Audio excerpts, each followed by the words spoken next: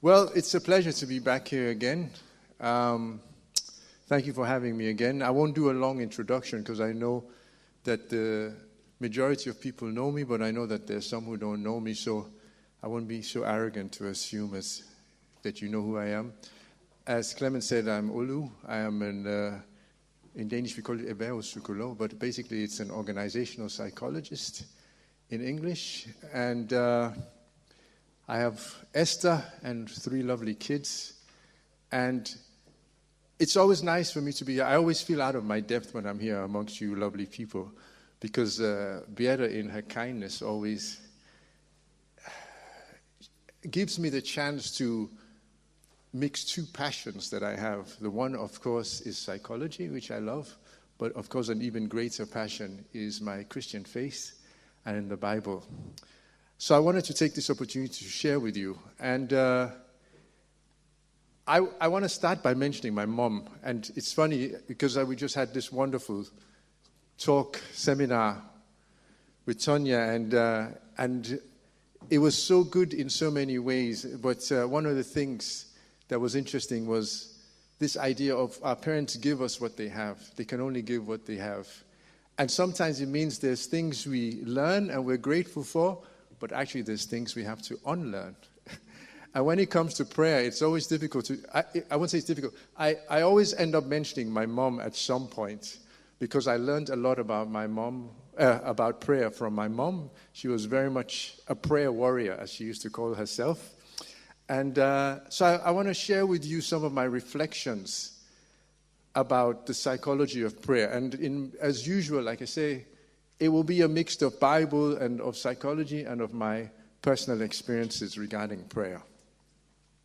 I thought a good place to start was actually the Lord's Prayer, because in many ways it is a pattern for us. What I like about the Lord's Prayer actually is that Jesus commands us to pray, but in a very clever way.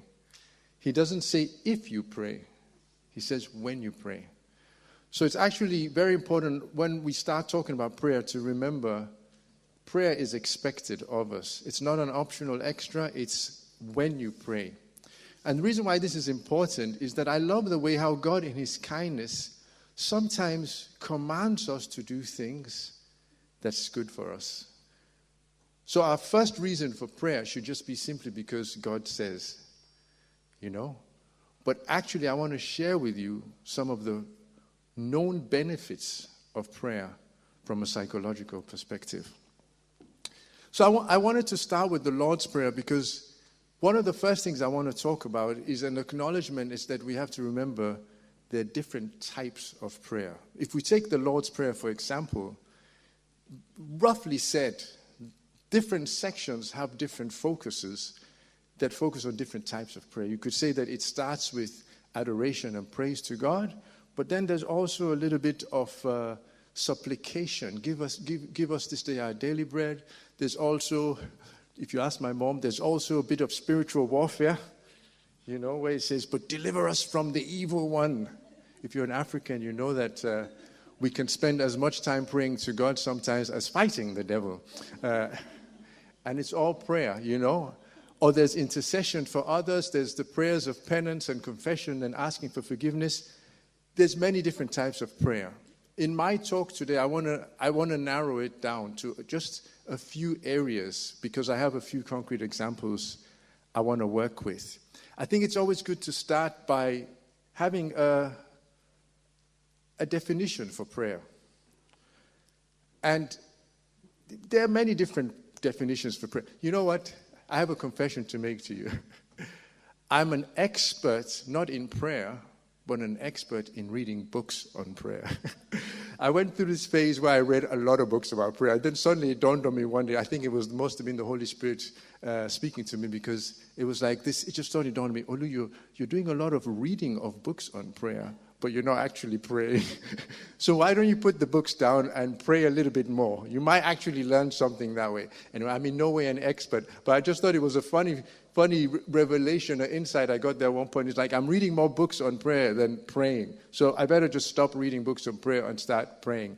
Because prayer is one of these subjects I'm actually always hesitant to talk about, because I in no way feel like any kind of expert or experience. In fact, sometimes people ask me to speak on a subject and I say no. I remember about 10 years ago, someone asked me to speak on fasting. I said no. I said, I just do not feel that I can come and speak on something that I'm so inexperienced in. I learn a lot from my mom. I have periods when I do fasting, but I know that there's people who are way better qualified. That's not to say that we can only speak on the things we feel qualified in. Otherwise, none of us would ever say anything. Are we agreed on that?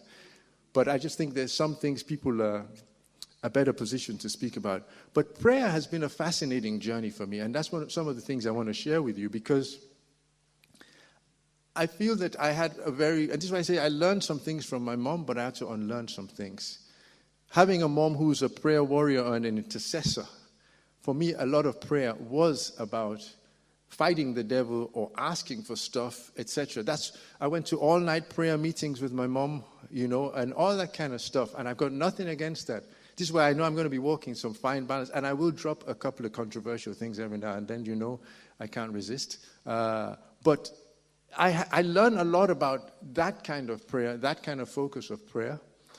And like I said, I had to unlearn a few things, or at least bring into balance other aspects. So I like a simple definition for prayer that talks about communication with God and communion with God. And that communion aspect with God, I think in many ways has become the larger aspect of my Christian prayer life. I think when I was younger, it was a lot about communication to God and asking God for things and saying things to God. The prayers of supplication, the prayers of petition, prayers of intercession for others. Like I said, this is how my mom raised me to pray. But the more meditative prayer, the more listening prayer, the more contemplative prayer, I had to learn in the European context. And what I think is interesting, this is that we should always remember that God is big enough to room our differences in terms of what we think prayer is or what we think is important for us in terms of prayer. He can handle it. In fact, I remember I watched a film many years ago, and I always remember it makes me smile, because there was this pastor. He was very angry, very frustrated with God. He's upstairs in his room shouting, and the mom downstairs, they had a guest, and the mom downstairs said, "Yeah, my son, sometimes he talks to the Lord, sometimes he shouts at the Lord," and God can handle it. When you read the Psalms, there's all kinds of different prayers, like we learned from Vinod yesterday. There's some lamentations also that come through in Jeremiah, but also in some of the Psalms. There's so many different ways that people communicate with God, people engage with God, and it all is under this huge umbrella of prayer. But like I said, I don't have time to go into all the different forms of prayer and try to say different things about it. Like I said, these three areas is primarily what I want to refer to and comment on, especially, like I said, the more meditative, contemplative, worshipful, thanksgiving prayer, not the so much I'm asking God for stuff. Don't get me wrong, that has its place. It does have its place. So, my view of prayer started to change when I was in my mid-20s. And I think a lot of it started with me recognizing God's loving nature, his relational nature. One of the things I definitely was guilty of in my younger years was having a very transactional relationship with God, where I thought, I ask him for stuff, he gives it to me. And if he doesn't give it to me, I get disappointed or I get frustrated. That is one of the negative sides that I will comment a little bit on. But once I began to grasp that communion with God's side of prayer, it began to change the nature of my prayer life. My whole Christian life actually was radically transformed in my mid-20s because I moved from a young man who became a Christian because he was scared of going to a hell to a young man who discovered that he was loved by God. At an extremely deep level, I was touched by it. So the purpose of prayer, I truly believe, has to first and foremost be the communion. I know that the communion and communication are part of the same thing. But some of the images I like about prayer is this idea that the Trinity exists as a community, as a fellowship, and we are invited to be a part of that fellowship. We are invited to be there with God. I learned sometimes from these Christian books and these old theological thoughts, but I learned something some years ago about a principle called the divine dance. There's a word in Greek, perichoresis. Apparently, this helps to capture our understanding of the Trinity, that the Trinity exists as a dynamic community of fellowship with each other. So prayer actually is an opportunity for us to come and become a part of that dynamic fellowship, that divine dance. And that's why I see prayer in many ways as an opportunity to come and be a part of this and be transformed by being a part of it. I remember reading the book of Mark, again, some years ago, where my conclusion that Jesus' commandment to us for the rest of our lives was to be with him, to come and be in fellowship with him, and to be like him. And I think that's what prayer is an invitation to. Every time we pray is an invitation to be with God, to be a part of the Trinitarian community, the divine dance. And in that, we are transformed. In that, we enter into an intimate relationship with God. And my mom taught me a principle. Many times when we would do intercessory prayer and spiritual warfare, all these things, she would always say, we need to start with worshiping God. We need to start with just appreciating for whom he is. And I remember her saying things like, when we've prayed so much and we're right there at his feet and we're in the throne room, then we can ask for stuff, But I believe that is actually a lot of biblical principle in that actually first and foremost, our focus should be praising God, worshiping God, engaging with God, being with him. And it's the most natural thing. There are many fathers and mothers here. Isn't it the most natural thing that when you're in a place of closeness and fellowship and intimacy with your child, that you want to give them things? Both the things they ask for and the things they don't even ask for. So I really think that is a foundational aspect of prayer. There's a Bible verse that has meant a lot to me for a long time because I believe in many ways it captures and symbolizes my prayer life. As Clement mentioned, we've known each other a while. We were both a part of YWAM, where we were volunteers, basically. And we didn't get a fixed salary. We got sponsors who gave us money, and that was a bit predictable, but that was never enough. And then we had people who randomly blessed us with money.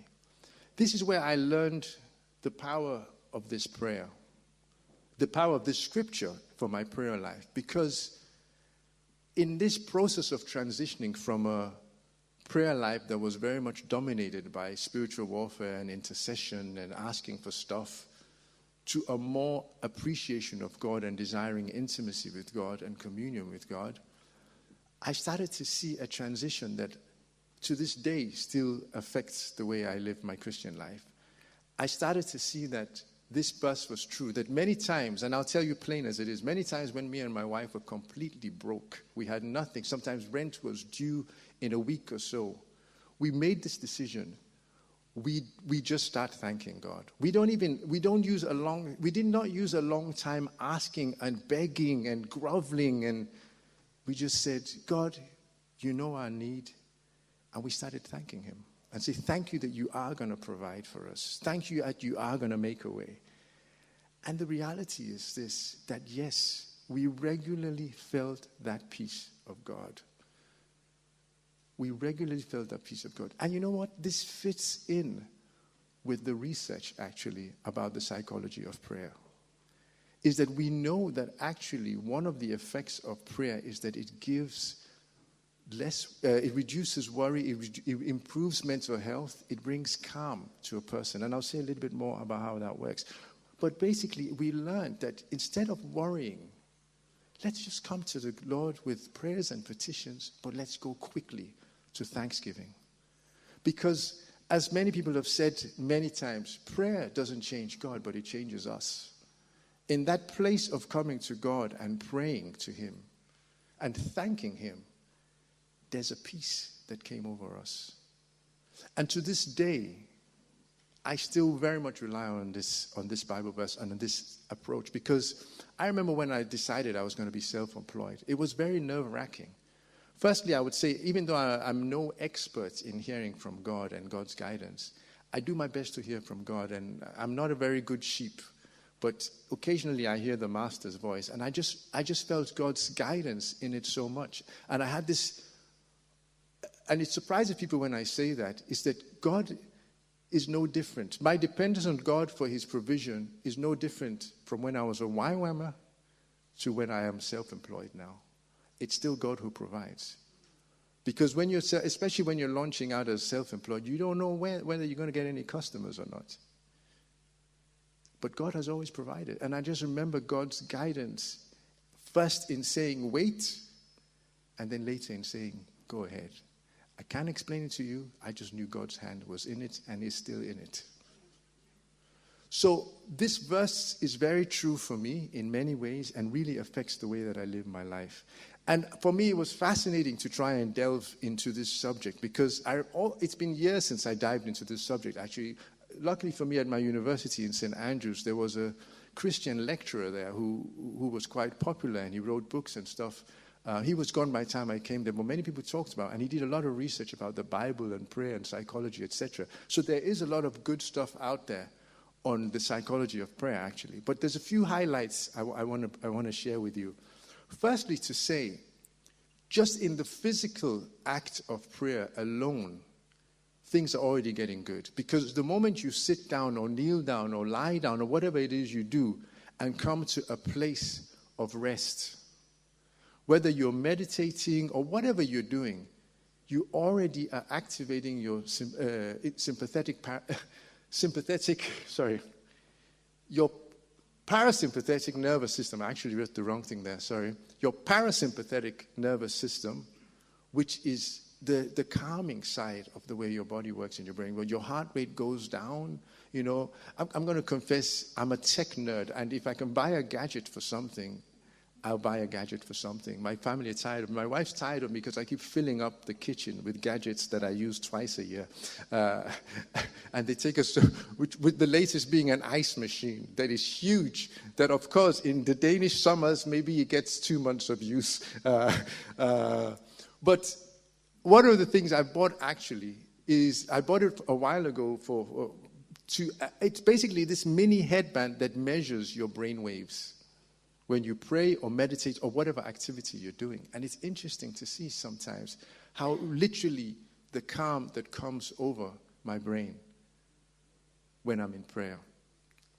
Now, one of the things I'll say at the end, but I'll say it now in case some of you are thinking it, there are some mysteries to prayer that I do not understand and nobody can understand, or there's some spiritual benefits that I'm not going to go into, but that I don't think I need to convince you of in a room full of pastors and leaders and Christians, that of course there are spiritual benefits of praying.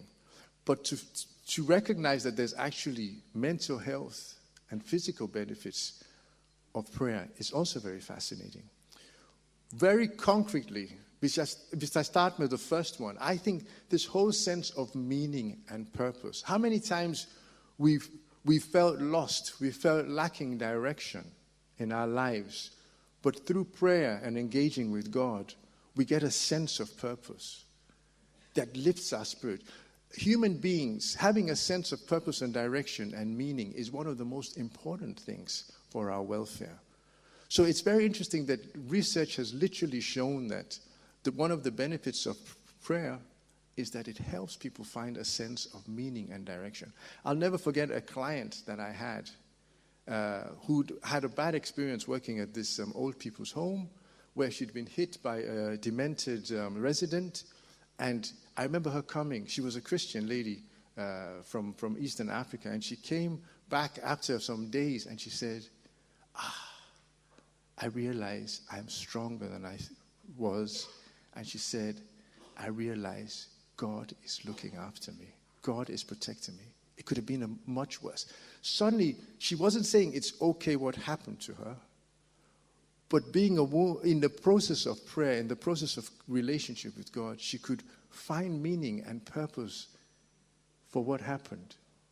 Not that what happened was good, but that she could find meaning. Like I said, many times we can be lost, lacking direction, and engaging with God through prayer, we get a sense of purpose. We get a sense of direction that helps us. It's also important to note that there's a level of emotional support that comes in connecting with God, but also connecting with other people. For many of us, especially maybe those like me with an African background, prayer is something you often do in community, actually. And we know from research that doing things in community, experiencing social support from other Christians is actually very powerful. It's extremely good for our mental health. But for me, it even goes one step further. Being a part of the Trinitarian community, finding fellowship with God, finding intimacy with God. I don't often share this so much because it seems so distant, but I remember in my 20s what I shared. When I really, truly discovered God's passionate love for me, I felt so fulfilled, so content. This loneliness epidemic that we're wrestling with, I know part of the answer is connection with God. You know, it's like the old saying that everybody has a donut-shaped hole in their hearts only God can fill, you know. But there's a level of intimacy and connection. And for me, why it was so profound, now this is where some people might say this is oversharing. It was so profound for me because I went from this place of feeling lonely and desperately wanting a girlfriend to a place of deep inner satisfaction where I really did not care about having a girlfriend. It sounds weird, but I remember it so clearly. And I thank God because he was preparing me, of course, for my lovely wife. But instead of being a desperate person, lonely and needy going into a relationship, he brought me to a place of satisfaction in him and in my relationship, of contentment that actually made me a better person, a wholer person, a more mentally healthy person. So I can say there's absolutely no doubt, actually, from the research that prayer is good for us. It's good for our mental health. It's good to bring joy into our lives, to bring meaning into our life, to bring us into fellowship with others, to bring us into connection with God that brings this deep satisfaction. I love the way Paul is one of my heroes when it comes to this whole thing about finding deep satisfaction in God. For example, I think it's in Philippians 2 that he talks about, I have found the secret of contentment, so that whether I'm hungry or I'm full, whether I'm in need or not, I found the secret of contentment. And I truly believe, of course, and I think we agree, that secret somehow is in his relationship with God, in his connection with God. There's a dark side to prayer, and that sounds weird to say, because it can be misused or people in their desperation can be misguided. And I have 3 points. There's only one of them I'm going to focus. Firstly, I'm going to say that we know that being prolonged time in negative feelings, negative emotions, is just not good for us, okay? And like I said to you, having grown up in a context where, for me, I became saved because I was scared of hell. So being in a prolonged context of fear, I've heard of people too, again, with sometimes the focus we have on spiritual warfare, sometimes young kids especially, I think, and again, a little challenge. We got to be careful with something like spiritual warfare and talk about the devil in front of young kids sometimes, because they become scared. They get nightmares because they think demons are going to come through the walls and attack them and all kinds of stuff. That's not healthy. And again, don't misunderstand me. We need to bring balance. There are spiritual realities we need to be aware of. But like I said, prolonged time in negative emotions is never good for human beings. I jump to the last one before I take the second one. Like I said, we can be a bit transactional sometimes in prayer, in our supplication and petition. Oh, God, I want this, give it to me. God, I want this, give it to me. Again, we can just end up in disappointment. I remember, I was in my mid-20s and I heard this wonderful sermon where I would question the theology today, but it basically said, if you give this to God and make a memorial offering like Cornelius did, then God will bless you with lots more. And I thought, hurrah, I've found God. He's the automatic cash machine. If I put in 10 krona, I get 100 out, And I was just so disappointed when nothing happened. And I was angry with God. And I had other periods where, I've seen answers to prayer, great answers to prayer, but I've also had great disappointments in prayer. Things that I've asked for that just haven't happened. And if we have this transactional thing that, I ask God for something, he gives it to me, then that can lead to a lot of disappointment and anger and bitterness. I'm convinced actually sometimes the reason why trauma and disaster cause people to lose their faith is that they had this transactional mindset. That think, oh, God hasn't given me what I wanted, so now I'm going to throw a tantrum.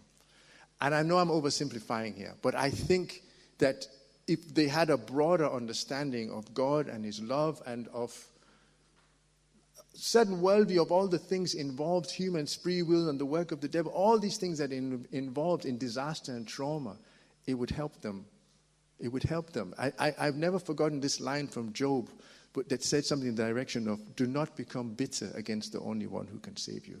And if anyone had a right to be bitter and angry with God, Job did. The last point I want to make before I round up real quick, I have got my timer on, so I am aware of the time. But we did start 3 minutes late. So,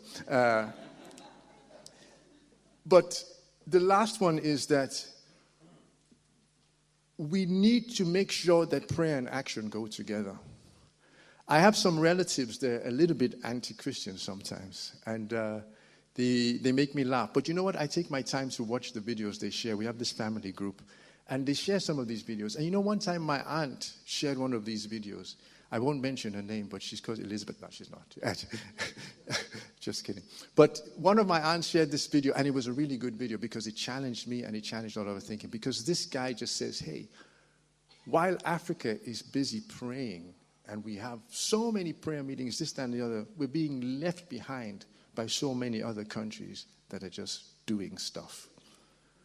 And the challenge was, get out of the prayer meetings and go do stuff. We need to do stuff. James says it so clearly, faith without works is dead. Prayer without action is dead. And we cannot use prayer as an excuse for passivity and doing nothing. This is what is happening, unfortunately. I see it all around, and I can only speak for the culture.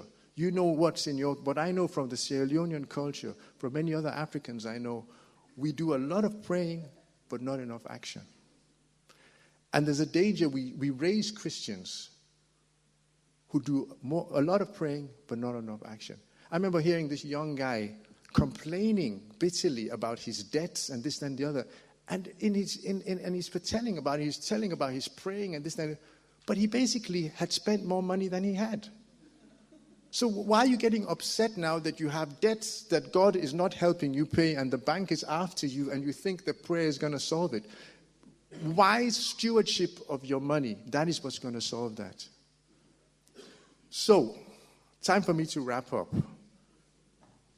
Like I said, I think the heart of the matter for me is that prayer is not about relationship with God. It's about connection with God. Like I said, I learned from my mom, focus on the intimacy, get close to God, get into the throne room. Then, of course, you can ask for something. But don't let that be the primary focus of our prayer, the primary intention of why we pray.